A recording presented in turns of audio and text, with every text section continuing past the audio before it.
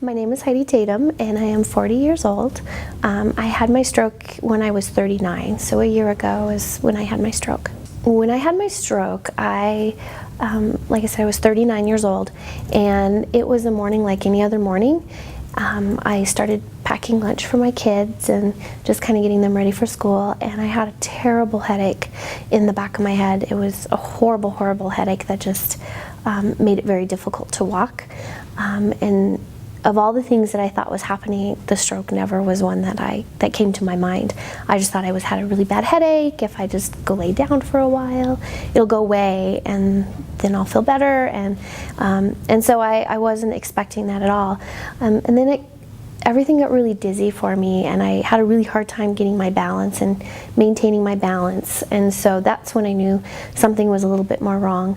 And then I came to work. And fortunately, a couple of my coworkers saw me and said, "Something isn't right. You're walking sideways. So please, let's go to the ER." And so it was really definitely a surreal moment. I knew everything that was going on around me. I knew everybody who was there. I just didn't feel like I could articulate or express myself in a way how I needed to express myself. And it was definitely a very odd feeling to know that something was wrong and not be able to express that something is wrong. I think I was really caught off guard because, you know, we hear the typical symptoms of a stroke: facial drooping, left-sided weakness, inability to speak or to speak what you're thinking. And for me, it was very different. It was mostly the headache and then the overwhelming dizziness. And so being a healthcare provider, you know, even I was looking, do I have facial droopiness? No. Do I have left-sided weakness? No. So for me, it was very difficult because I didn't have the typical signs and symptoms that you would think of as a stroke. And so when I came into the ER, and initially the thought was, you know, you're having a migraine, you don't have any of the risk factors that we typically see. And I was scoring a 0 on the stroke scale relatively. And so it came as a surprise, you know, to me that here you've had a stroke. After they did all the testing and did my CT scan, it was, you know, you had a stroke, and it was definitely a surprise, I think, to everybody. I didn't have much residual. I have my memory, my ability to speak, no left-sided weakness, can walk and do the things I normally have.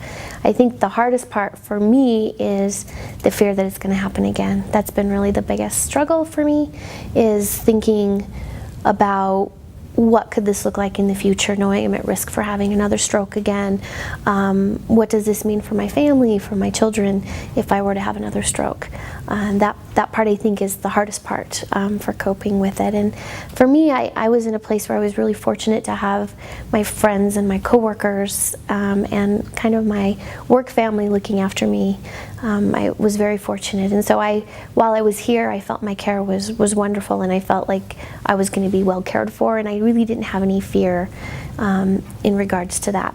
But it was that after being at home, when I have another headache, I'm always thinking, is this another stroke? Or so that's the part that is hardest to cope with in the aftermath, is really looking at, could this happen to me again?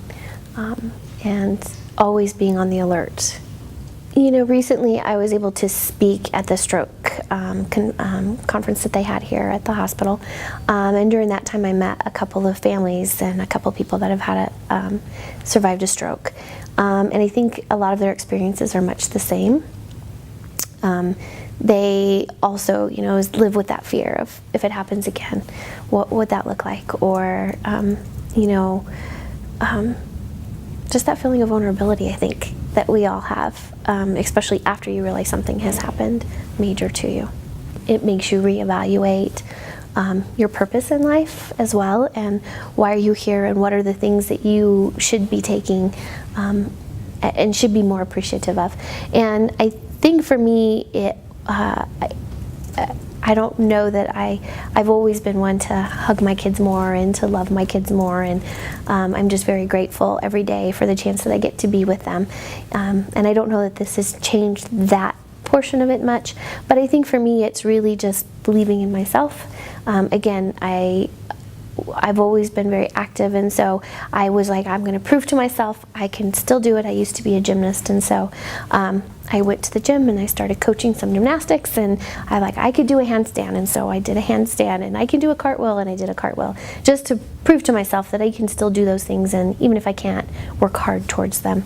I think maybe taking for granted some of those physical limitations that you could do, that you take for granted. I think that's the biggest part is I still get really dizzy whenever certain things come, and I may have my eyes closed and all of a sudden I'll get dizzy and lose my balance a little bit.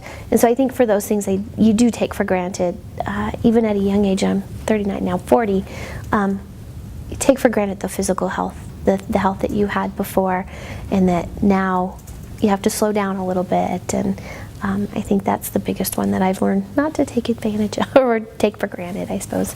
Take for granted.